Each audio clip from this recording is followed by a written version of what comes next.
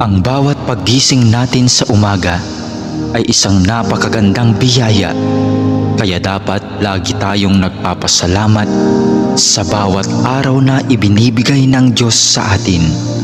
Kaya naman, manalangin tayo sa ngalan ng Ama na siyang lumikha ng langit at lupa.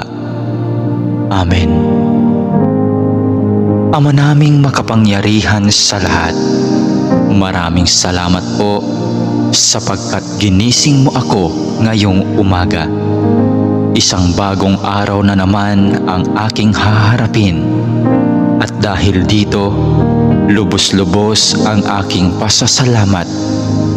Sa unang mga sandali ng aking araw, nais kong mapuspos ng iyong biyaya at pagmamahal. Kaya narito ako upang makapiling ka sa